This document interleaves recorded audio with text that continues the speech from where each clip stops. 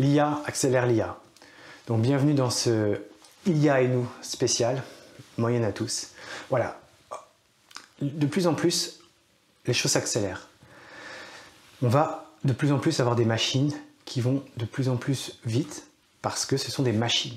Et de plus en plus, notre relation sociale se passe sous l'égide d'algorithmes, des notifications, des consultations de mails, consultations de numérique, pour le plaisir, pour le travail, pour la famille, pour la santé, pour la banque. En fait, on est en train de créer un environnement quotidien qui va plus à la mesure de notre vitesse qui est celle d'être un être humain.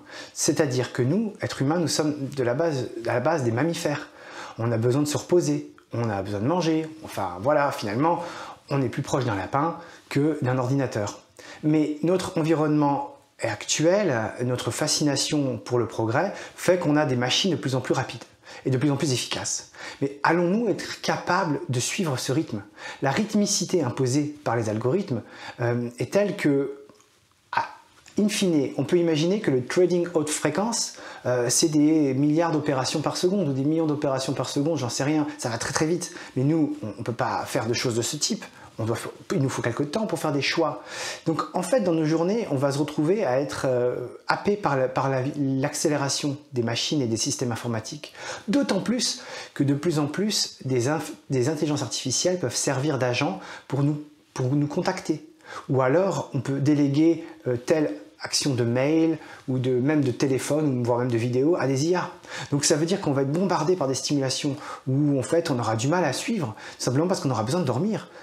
Pour rappel, normalement, il faut dormir par exemple de 22h à 6h du matin au moins, et pas sans cesse reporter le moment de se coucher parce qu'il y a des notifications LinkedIn, parce qu'il y a du mail, parce qu'il y a ceci, parce qu'il y a cela, YouTube, j'en sais rien. Et ce qui était valable pour nos enfants dans ma thèse il y a 10 ans, où je disais attention, la rythmicité des propres machines n'est pas celle des humains, n'est pas celle des enfants. Donc à utiliser des programmes informatiques, on se retrouve à être trop obligé de suivre le rythme de ces machines, qui elles peuvent s'accélérer à l'infini, presque. C'est-à-dire qu'une voiture va beaucoup plus vite que moi à la course. Ça serait absolument saugrenu de vouloir courir plus vite qu'une voiture. Eh bien, dans les activités cognitives, dans les activités d'échange, d'informations, on a la même chose.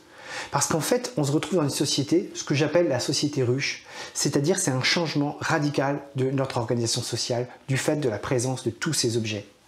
Ce qui se passe, c'est que il y a quelques jours, on a eu un chef d'orchestre à 3 mains, un robot industriel chef d'orchestre, où on voit à Dresde un orchestre jouer de la musique selon l'orchestration d'une intelligence artificielle. Bien sûr, au niveau artistique, c'est quelque chose d'intéressant. C'est bien, il y a 3 tempos simultanés, ce qui est impossible à faire pour un humain. Mais quelle image ça donne? Ça donne une image où finalement, c'est des machines qui donnent le là. C'est des machines qui imposent leur tempo. Or, une machine peut aller à notre vitesse, tout comme elle peut aller beaucoup plus vite ou moins vite. En fait, elle n'a pas ce genre de contraintes. De la même manière, on se dit, est-ce que les IA sont intelligentes ou pas intelligentes? Surtout qu'avec l'intelligence artificielle, il y a une capacité pour elle de synthétiser des informations en quelques secondes, des choses qui nous prendraient des semaines à lire, sont lues en quelques secondes ou quelques minutes. Donc en fait, ce rapport au temps est en train de changer. Les machines que l'on construit vont beaucoup plus vite que ce que nous, on est capable de suivre.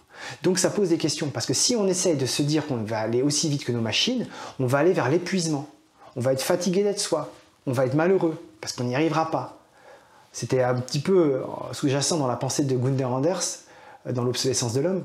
C'est-à-dire que l'idée, c'est que on va avoir une honte prométhéenne pour nos machines. C'est-à-dire qu'on va avoir une honte face à la puissance de nos machines, ce qui est complètement malvenu, puisque c'est nous qui les fabriquons. Donc d'un point de vue anthropologique, ce basculement progressif dans une société nouvelle, une société orchestrée par les machines, ça pose des questions qu'il faut discuter ensemble. Parce que s'il y a du bon et du mauvais, il ne s'agit pas de dire que tout est mauvais, mais il ne s'agit pas non plus de laisser les choses se passer seules, parce que sinon, ça va se faire sans nous. Donc ce que je vous dis aujourd'hui, là, maintenant, c'est d'y réfléchir, de se dire que des choses qui semblent de la science-fiction peuvent être réalisables. Hier, une fusée Starship est allée dans l'espace et réatterrit sur son pas de tir. Des robots se mettent à parler. des IA se mettent à créer des films. Donc tout ça, c'est en train d'arriver. Il n'est pas trop tard, mais ça, comme ça s'accélère, il y a un moment donné où on ne va plus pouvoir suivre. Donc ce que je vous dis, c'est qu'attention, à un moment donné, vous risquez, et on risque tous d'être collectivement épuisés, parce qu'on essaiera de suivre un rythme qui va être intenable au fur et à mesure de l'accélération technologique et de l'innovation.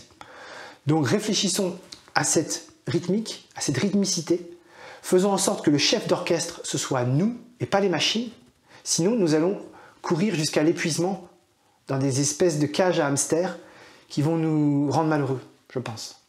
Donc faisons en sorte que tous ces outils techniques nous rendent heureux, épanouis, plutôt que de les subir. Voilà ce que j'avais à dire aujourd'hui. Donc n'hésitez pas à vous abonner ou à commenter en commentaire. C'est vraiment un point de vue comme ça, brut de décoffrage. Et puis voilà, abonnez-vous si le cœur vous en dit. Et puis vraiment, n'hésitez pas à me suivre sur LinkedIn ou sur YouTube. Au revoir.